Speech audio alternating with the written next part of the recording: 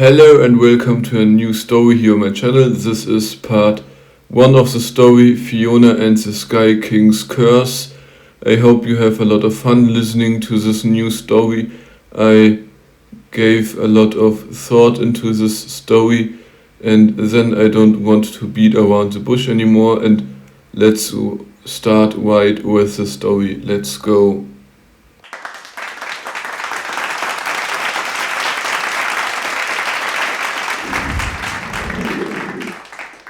Chapter 1. Magic and Dreams. It was a beautiful day like so many before in this lovely summer, but not for Fiona, as she felt the air on her skin. And as if the humiliation of being paraded like a piece of meat wasn't enough, there were also their stares, the stares of these people who saw a price tag on another human's life. The last spark of hope that this might turn out to be something else flickered out. It was this spark in the voices of the past that tugged at her sanity. What does it matter now how strange I am? And what does it mean if these men want to buy me? I won't allow it, Fiona thought as her heart pounded faster and faster, as if it wanted to burst out of her chest. But it was no longer just fear, it was a bitter acceptance. How naive I was to believe in something like hope or to trust other people when they've never saved me when I needed it, Fiona thought as the sensation of liquid energy spread through her, just as her self-control shattered. Does anyone bid more for this magnificent slave? Inexperienced but can still be trained. That's an appeal for some of you, my depraved friends, the auctioneer said, but even as his mask gleamed in the light of the neon lamps, it didn't matter. The men with their weapons at the doors didn't matter, the freedom these people stole from the children they bought and sold didn't matter, as what had been silent for so many years surged forth like a wave of power and energy, this seemingly endless force. It was intoxicating, so much so that the world seemed to fade away. Silence, slave, someone commanded as a blow was practically announced with a signal fire, but even as the world slowed down, Fiona made no effort to dodge. None of it matters anymore. And it never did. If I'd only run away from the orphanage before I was given away, I might have lived longer, but it wouldn't have been better in that neighborhood, Fiona thought as the air began to shimmer, and the fist in front of her, frozen just before her face, started to break as the energy took physical form. But it didn't matter anymore, and as the shockwave spread further, wood, stone, flesh, and bone shattered as the world trembled. Yet as the auctioneer vanished in a cloud of blood, for a second, it was silent in the room as the blood mist settled, and it felt liberating, just as it always should have. Why did I suppress this power at all when it feels so good? Ah yes, because I would have been a monster in their eyes for something they didn't understand, Fiona thought as her heart beat like a drum. But the only thing going through her head as guns were aimed at her was how much she wanted to see the sky again and how much she wished she'd seen the beauty of this world. The wooden splinters from the shattered stage hurt, but not as much as the searing hot pain that exploded without warning, yet with the pain, the last barriers broke too. Is this my death? Fiona wondered as the ground exploded for the second time in a few seconds, like a lake into which a stone had been thrown, but as wood, stone, and metal sprayed like water, everything dissolved into silence and white light. No, it's not quiet, my ears must have burst or something like that, Fiona thought as a glance downward revealed that the number of holes was probably the reason why everything hurt so much. But as the world tilted, there was nothing to feel but pain and calm, and whether it was luck, coincidence, or magic that made it so quiet, Fiona couldn't say as something rotten finally came to an end. Something that could be called a life shouldn't be full of pain and betrayal in her eyes. Every person I've ever known has betrayed me. Every person I've loved has hurt me. What a shitty life. But I thought death would be different, not so peaceful. Strange that I can think so clearly, Fiona thought as she tried to see clearly, but the only thing she could see was a warm light at the other end of the tunnel, and her sorry excuse for a life flashed before her eyes. Great, now I have to see this crap again. So it's true that you see your life flash before you. But what was the point of my life? If I ignore the dreams, Fiona thought as everything faded without warning and one last dream began.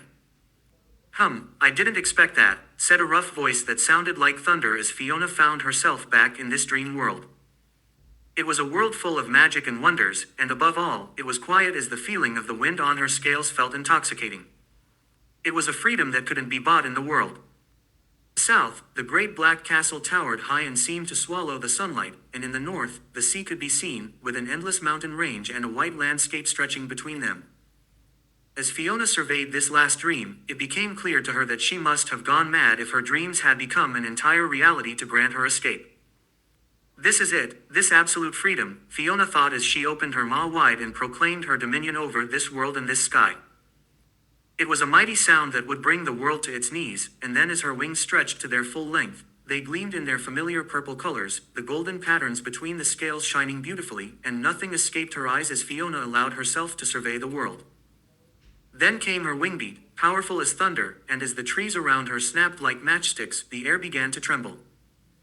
Every fiber of this body roared with joy as Fiona conquered the sky and flew off, every movement strong as a storm, like a living catastrophe, and the feeling of happiness in flying and the freedom was like the first time this dream had begun. But as the ground rushed by beneath her claws and the grass and trees grew smaller and the air thinner, the question arose of how long this would last. Time passed and everything came to an end, but Fiona couldn't bring herself to grieve or feel fear, yet the end didn't come. No end, whatever it might look like, only the end of the dream as a dream gave way to the feeling of endless energy. Simply an ocean of energy and nothing else. Am I dead?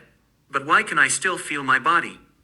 And why can I say that I'm still injured? Fiona said as she felt her human body seeming to lie on something.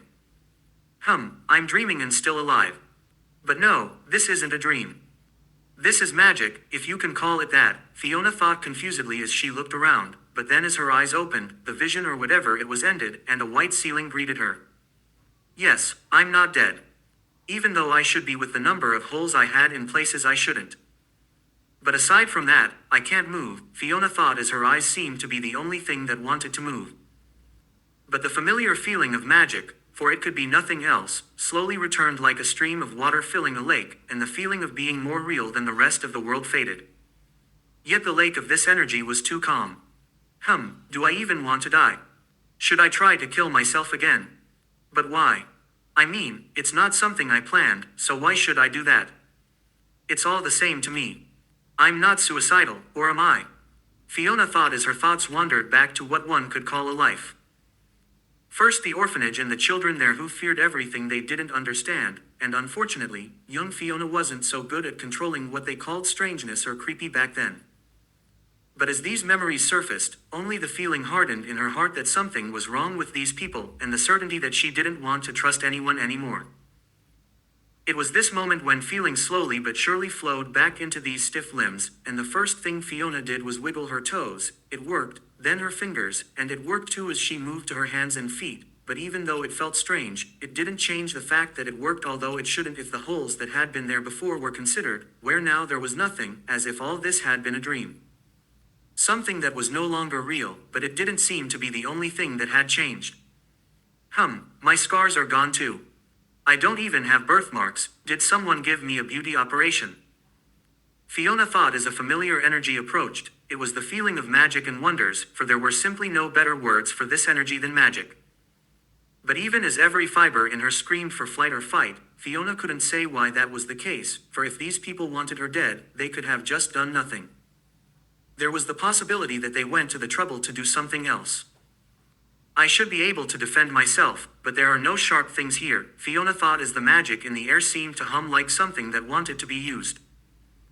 Something that wanted a form, but as footsteps approached, there was no time to think. The squeaking of metal doors that had seen better days could be heard as the doors of what seemed to be an ambulance were pushed open. Sunlight flooded into the small, far too cramped space, but it was the women who stepped into the ambulance unnoticed by any man that seemed strange.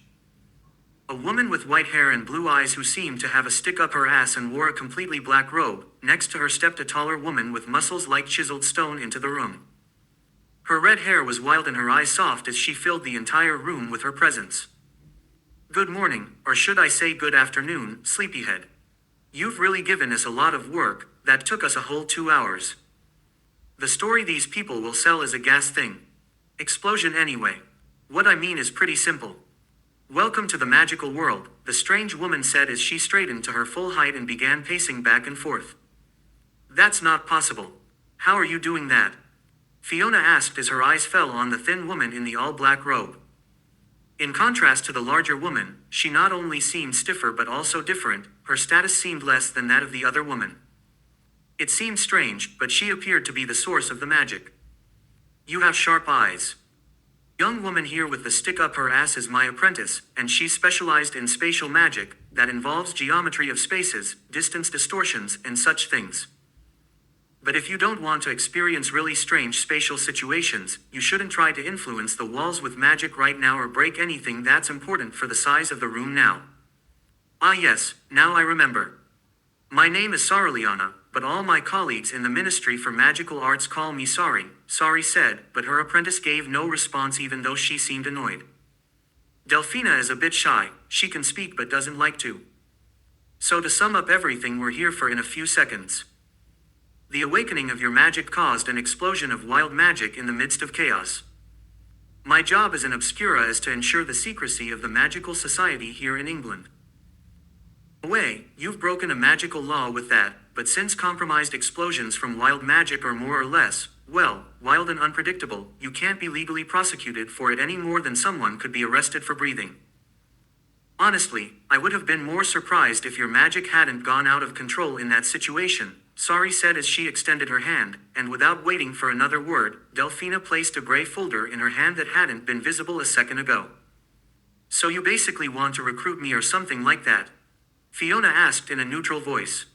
You seem surprisingly composed, but from what's in this file, that's to be expected. I like to do my job especially quickly, so I'll skip all the pretty words and explanations and clarify what the instructions are, what the options are, and what we know about you.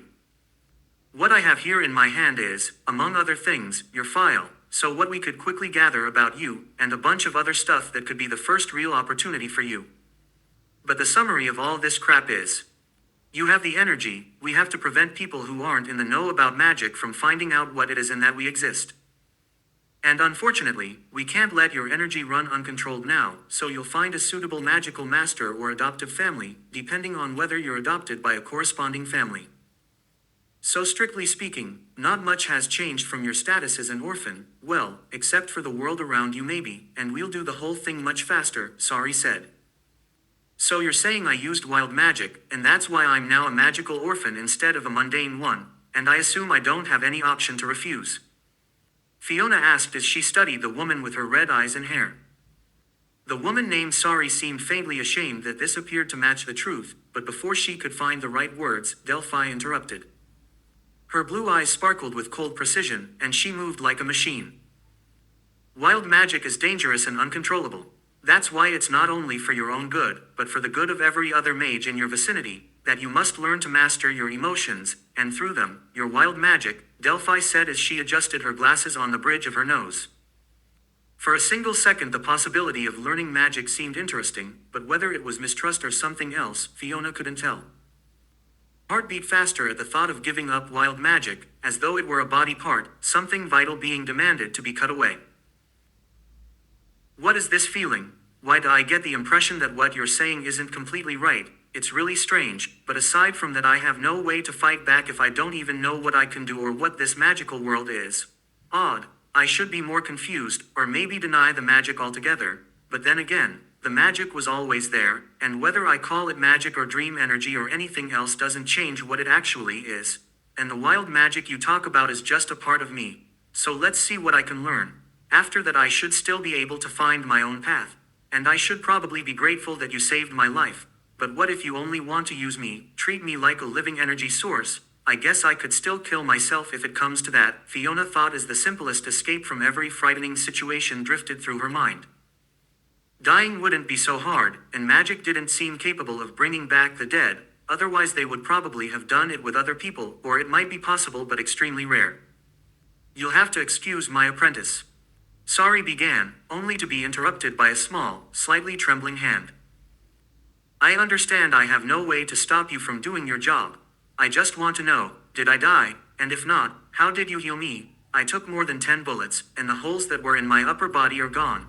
And one more warning, I will not become your servant again, Fiona said, and silence fell around her. Even the normally rigid Delphi searched for words, and not without reason. It was fleeting, but Fiona didn't miss the brief shimmer of fear in Delphi's eyes. Her thoughts remained an enigma. No, we don't want to do anything bad to you. Mistress Sari healed you, and no, you weren't dead. Bringing someone back from death is completely impossible in this world, even with all the magic it contains. but there was something else, something strange, Delphi said before she was certain those were the right words. By Merlin's beard, she's unstable, and now we have to be careful. One mistake here and we could bring a second catastrophe down on the magical society. The last thing England needs is to create another Dark Lord. Damn it, at her age she already has more magic than the last Dark Lord. She destroyed an entire building just through intense emotion, without even knowing how. Damn it, if she ends up like the Dark Lady, the Witch of Scarlet Decay, England is finished, Delphi thought as she glanced pleadingly at her mistress. Time seemed to stretch, and when Sari finally spoke her voice was soothing, her red eyes sparkling with empathy. I know it can feel like we're pushing you from one terrifying situation straight into another, but I promise you we have no intention of harming you. Wild magic simply falls under our area of responsibility, and as an obscura it's my job to help children like you learn to control your magic, and in the process you can even get a loving family, Sari said, never looking away from Fiona for a second. But there were no further words as Fiona studied the two women. The silence felt endless until she broke it. I have no proof that you don't want to capture me, but since I have no information I can't judge what's right or wrong. So I think, until I understand what this magical world is really like, I'll assume you're telling the truth. So what happens next? Oh, and I don't think I can walk. My legs are too weak, so you'll probably have to carry me, Fiona said in the tone of someone to whom everything was already indifferent. Yet when Sari absent-mindedly put something in her mouth, she didn't miss the hungry look in Fiona's eyes. You want something to eat? Sari asked as she studied the girl across from her. I ate something yesterday. I'll survive, Fiona said as she forced her gaze away from the bar that looked like the most delicious thing she could imagine. No, I can't let that stand. Change of plan, we're going to eat, Sari said as she pressed the half-eaten fruit bar with almost unnaturally careful gentleness into the still faintly trembling hands of her newest problem child. You need to eat to be strong and healthy. I hope it's okay that I already took a bite, Sari asked as she let her hand rest on the shoulder of this innocent girl with a concerned look. But on the other side it was completely different, the worry in this gesture of care summoned long-forgotten memories. Memories that returned with an unexpected feeling. Something was so strange about this hope for something better. Yet hope seemed dangerous because it would only make the pain worse when it was inevitably disappointed. Is this a game to hurt me more, or is it genuine care? Fiona thought as the taste of stale bread and something bitter rose up, the last years had been torture in every possible description. Yet when the flavor of the bar exploded in her mouth, it was the most beautiful and delicious thing in so many years that it didn't matter whether it was poisoned or not. As the faces in the ambulance grew pale, it was at first unclear why. Did I just say my thoughts out loud? Fiona wondered as the stretcher beneath her suddenly moved. There was no transition between the moment the stretcher was fixed and the moment it flew. A surprised cry of fascination escaped Fiona as her eyes filled with something other than hunger, fear, or hate for the first time in years, excitement for the unknown. Is this what I was born for, to see and understand the wonders of this world? Fiona asked herself as her mouth opened and question after question poured out while the ambulance doors opened on their own and she was carried out into the daylight. The afternoon was warm and beautiful, alive. As questions about magic and this new world bubbled out of her, Delphi couldn't help noticing that Fiona didn't seem the least bit embarrassed about what had happened to her, even after being changed by strangers. And it was this fact that made Delphi's heart beat faster, because no one who was normal upstairs would be able to stay so calm in such a new situation. Wow, we're in London. I've never been here, Fiona said as her gaze fell on the crowds and the typical red double-decker buses. It was already very interesting how they had managed to cross the entire country to London so quickly. Yet even though surprise would have been expected, only admiration showed on her face. Why are you so calm? Have you ever experienced something like this before? Sari asked as she studied the still weak young woman. It was something that had never happened in all her years in this particular job, a child who by every logic should be dead, possessing such powerful wild magic and such talent. It was a chain of coincidences that made the probability this was all a dream seem even greater. God, how talented she is. Not a single second of magical training and she already sensed we were mages, healed herself, and, aside from the fact she should be dead, if this isn't a one-time thing, we might have an immortal mage on our hands. But it could be something else entirely, Sari thought, glad she hadn't told anyone, because no one would believe it anyway. A child who could wield magic with so much raw power and such talent was bad enough already, but even if it wasn't clear what exactly had happened and why she wasn't dead, the mere possibility that she couldn't die was terrifying. And it could lead precisely to what those influential idiots feared. If I had reported this, it would either make the lunatics in the ministry terrified of her or try to eliminate her while she's still weak, or it would create a second Dark Lady, and we can forget about trading with other nations. If England produced another Dark Lady, we could easily face full rebellion and civil war. That could easily bring our country to ruin, and if things went really badly the magic would be exposed and the world would end. Or something very similar, Sari thought as she tried to assess this young woman. Her dark green hair waved in the wind as the sunlight reflected in Fiona's dull dark purple eyes. And then her words came, cutting like knives into the hearts of both women. I'm not surprised, because you can't take anything more away from me. Since I never had anything worth living for, until now, since magic seems interesting. It would be a shame to die now, but I think I'll keep going for a bit. If the life you're offering is as bad as the one before, I can always, I guess. But, never mind, it's not important, Fiona said, behaving as though none of it mattered to her. Yet it wasn't only the cold, emotionless tone that made every word feel like ice, it was also the magic she radiated. As any experienced mage could tell, something was deeply wrong with her. It was obvious that this darkness in her magic wasn't normal, especially how loose and free that magic felt, something that should only happen if she truly didn't care about anything anymore. And someone with that much magic and that mentality could unleash an enormous amount of chaos. Shit, that went worse than I thought with her. If she doesn't trust anyone and is suicidal, I have a bomb here that could destroy London. If I translated that amount of energy into normal magic terms, but damn it, this is wild magic. It either does everything or nothing. I can't predict what wish she would have or how that wild magic would fulfill it. I have to be extremely careful, Sari thought as an ice-cold shiver ran down her spine, and suddenly the image in her mind's eye shifted. The explosion of wild magic that had previously destroyed a building now grew into something far worse. Every instinct in her body began to scream, this girl must not commit suicide. What the hell? Sari wondered as the feeling grew stronger that they would all die, as though this could endanger the world. Yet even though magic could do a great deal, the idea that a child could destroy the world seemed like nothing more than panic. It felt impossible as Sari pulled herself together. Her robes fluttered in the wind as a suitable restaurant came into view. And a perfect distraction presented itself. It didn't take long before the waiter brought 3 pizzas.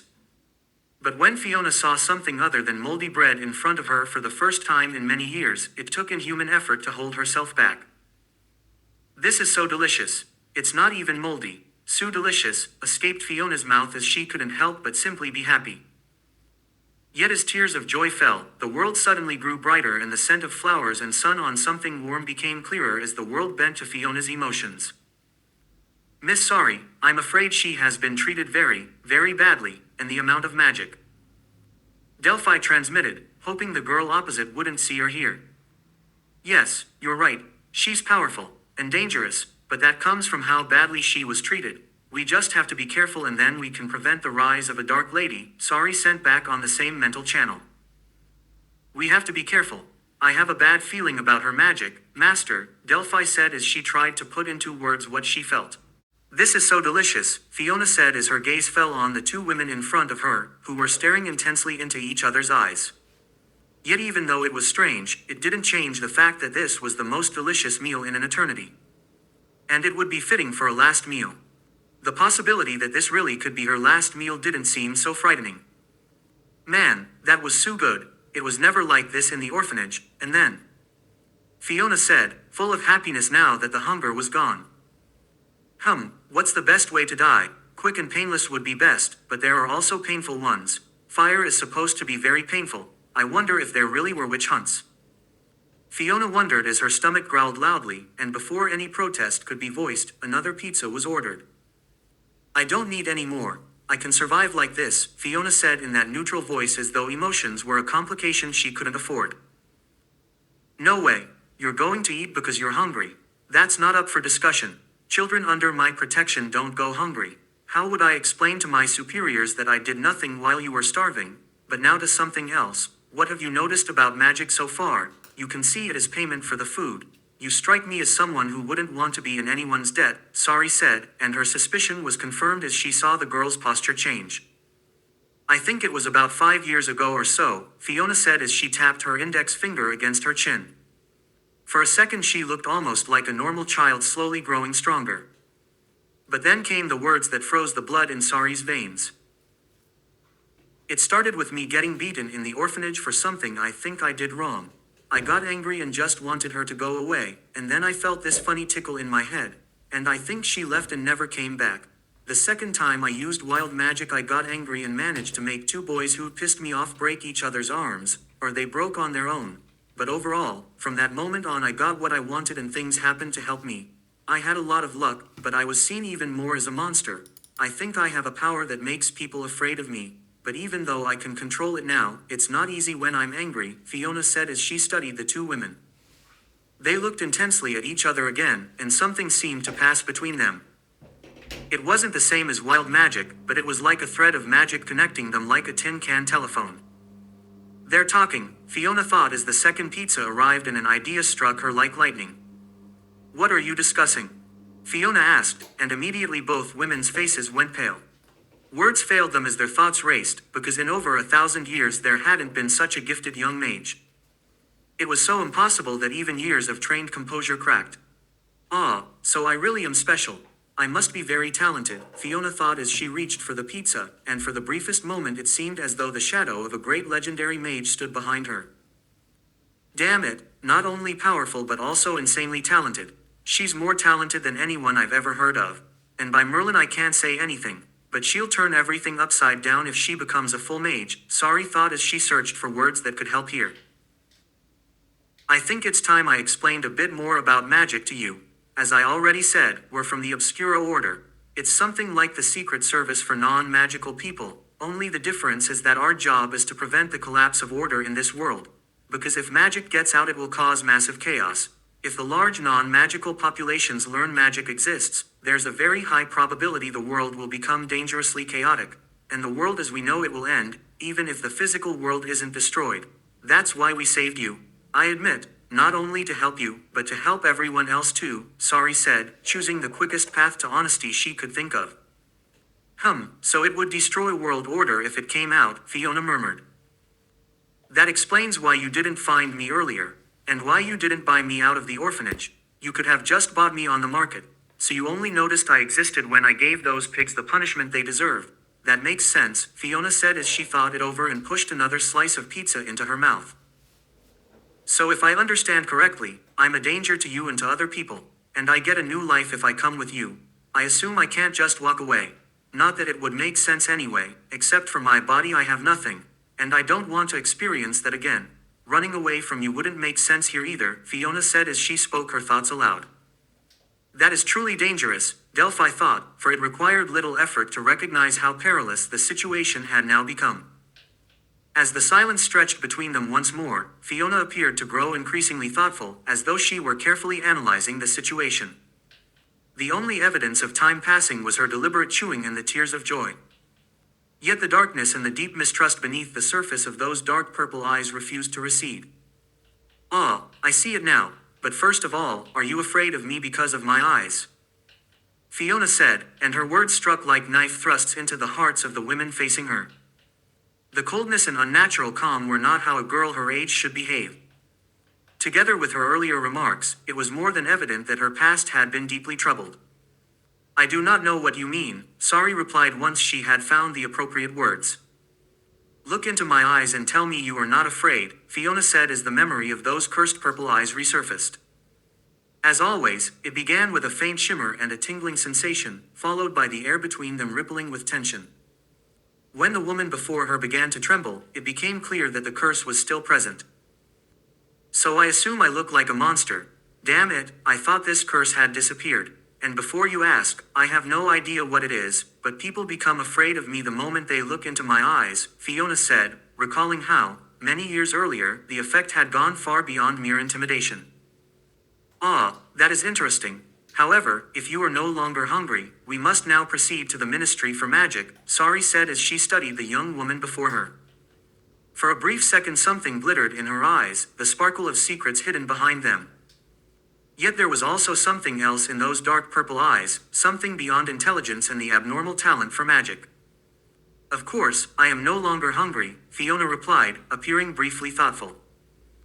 I have no idea how to phrase this properly, but I apologize for my table manners and for my mistrust. From our conversation I can see that I was wrong to suspect you. You did not poison my food or anything of that sort, she continued as one hand absent-mindedly smoothed through her dark green hair. I simply have difficulty trusting people of any kind. Whether mages or ordinary humans, they are all essentially the same. The only difference is that you possess more ways to kill, Fiona said, summarizing the nature of magic in a few concise words. Magic is not merely for killing. That is the purpose of black magic, Delphi declared, a trace of anger coloring her otherwise calm voice. Ah, so there is black magic and white magic. Now I would simply like to know who decided that, who determines what is good and what is evil. If it is the people who hold power, then power alone decides what is right, Fiona thought, her heart remaining as calm and steady as before. Am I still in shock, or is all of this simply too logical for me? After all, if I was once able to reshape the world according to my will, the existence of magic is not so far-fetched. In any case, magic is merely a name for something, and names are arbitrary variables. Whether I call the force that enables supernatural phenomena magic, or something else makes no difference whatsoever, for what it truly is remains unchanged. Yet perhaps my ready acceptance of magic stems from the fact that it has always been present, merely varying in strength, for as long as I can remember, Fiona thought as she carefully lowered one foot from the stretcher and tested her ability to stand. Though her legs still felt weak at first, strength returned remarkably quickly now that the hollow in her stomach had been filled and magic flowed back into her. So there is black magic and white magic. May I ask who first conceived the idea of dividing magic into good and bad? Fiona inquired, studying Delphi. The woman's face showed a mixture of fear and pride, as though she were pondering whether she should voice her thoughts. Naturally, Merlin, the greatest mage in centuries, Delphi answered, sensing that she would not like the direction this conversation was taking. And where does magic come from? What makes white magic superior to black magic? How is a spell that kills any different from a sword that kills? Does it matter in the history books whether one dies in battle or in war? No, it does not matter, Fiona said. Her eyes resembled two dark purple abysses of seemingly endless depth, and for a moment her words carried an almost seductive conviction. For when history is written, it is written by the strongest, Fiona concluded, completing her train of thought. As she set her second foot firmly on the ground, determination shone clearly in her eyes. For if there was one thing no one in this world could steal, it was the past, the knowledge one possessed, and one's ideals. Why am I so excited? Why am I saying such things? It is not wise. Yet why am I doing it? Is it because I have no fear of death? No, that is not it. I want to live. Why do I want to live? Because I have finally found something interesting, something that can change how weak I am, Fiona thought as she observed Sari lean forward, hands resting on the table. You raise several important points, and I must admit that the matter is not so easily explained. However, we really must leave now. We can postpone the discussion of good and evil to another day, Sari said as she rose as well. With a casual gesture, the stretcher that had been floating in the air until that moment settled gently to the floor. While Sari paid the bill and Delphi performed strange gestures accompanied by soft incantations, a moment of silence fell. The silence was soothing, yet Fiona did not fail to notice the tension as she studied the two women. They are afraid of me, not of me as I am now, but of what I might become. They spoke of Merlin, and although they did not say it outright, they appear to associate me with him, Fiona thought. A sharp crack sounded, and a rift began to spread through the air. At first it was small, visible only between Delphi's hands, but then it widened. Fragments of the visible world broke away and tumbled into endless darkness. The rift expanded, and as though reality were merely a pane of glass in which a crack was propagating, it grew larger still. Rainbow-colored flames began to dance along its edges. The sight was so beautiful that for a second it seemed almost hypnotic, until, with a soft pop, the blackness within the rift revealed an entirely different scene, a large, familiar building with grand columns and rich ornamentation, the sense of familiarity growing ever stronger. I should recognize this building, but where have I seen it before? Fiona wondered as Sari stepped in front of the portal. Come, Fiona. We must help you find your bearings in our world. This is the Ministry for Magic, or, if you prefer, you may call it the Arcanum or whatever else you like. But you must come now, Sari said, a note of gentleness softening her voice. Yet Fiona did not miss the emotions mingling in the woman's red eyes, fear, and also something resembling genuine concern. It seemed strange that a woman who appeared to possess everything one could wish for in ordinary life should worry so deeply about another. You need not be afraid. We will not allow anyone to harm you here, Sari assured her soothingly as she regarded Fiona. In Sari's eyes it was not only the mistreatment and whatever else the girl had endured that made the situation so difficult, it was the combination of her extraordinary talent, her sharp intelligence, and her painful experiences that rendered everything so brave. As Fiona took a tentative step forward on still weak legs, each step seemed to bring her closer to the light, or to represent an act of trust. It was something Sari herself was not certain she could have offered had their positions been reversed. Thus, when Sari took Fiona's hand and led her through the rift, both experienced the brief sensation of stepping through a soap bubble. Then Fiona's foot touched the sandy ground on the other side, and it became palpable how many unseen eyes turned toward her at once. So this is the Ministry for Magic in England, Fiona thought, suddenly understanding the source of the familiarity. It was the British Museum.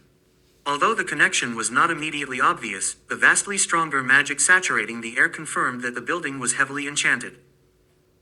So the Ministry for Magic lies underground, Fiona reflected as she followed Sari.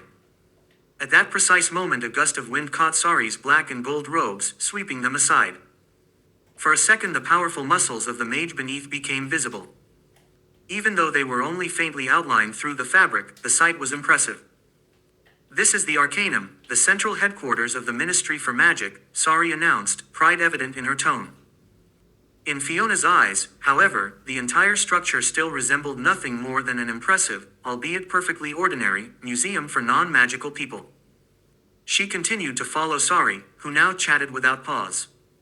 Being back in this place seemed to restore the woman's confidence. May I ask what exactly this place is? You have already said it is the center of the Ministry for Magic, but what precisely happens here, and why do I see no other mages at the moment? Fiona inquired while surveying the museum. This is merely a facade.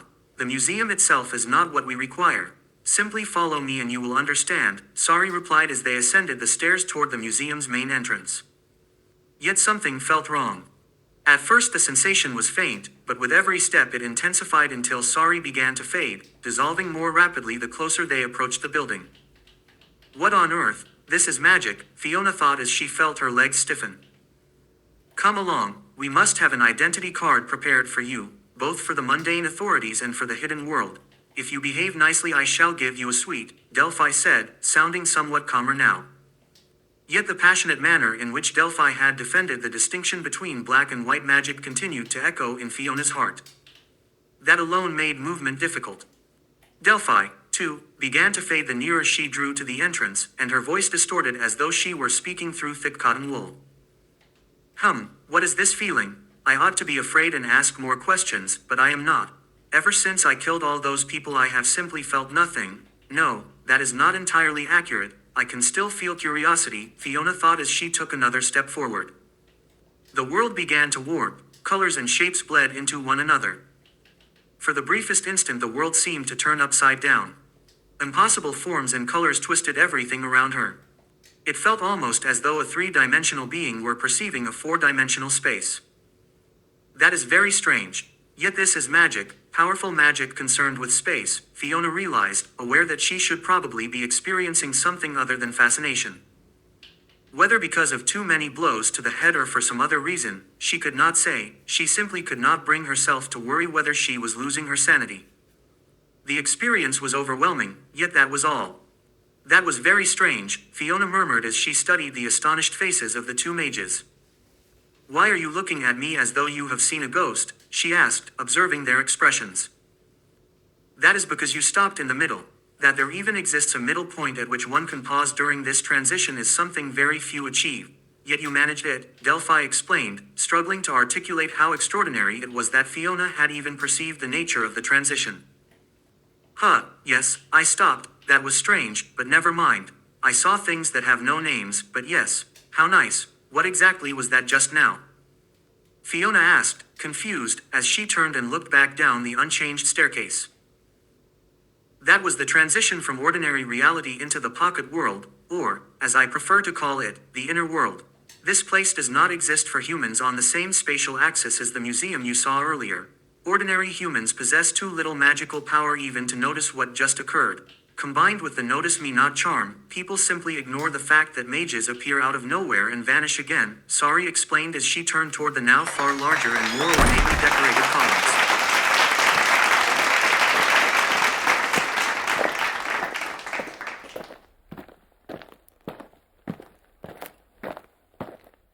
Thank you, and this was it for today. If you want to see more of this story, leave a like and comment down below. And on the left side of the screen you can now see the newest video uploaded. On the right side of the screen you can also see now the playlist if I make one. Until next time, take care and goodbye. I hope you have a fun day, and until next time, take care, goodbye.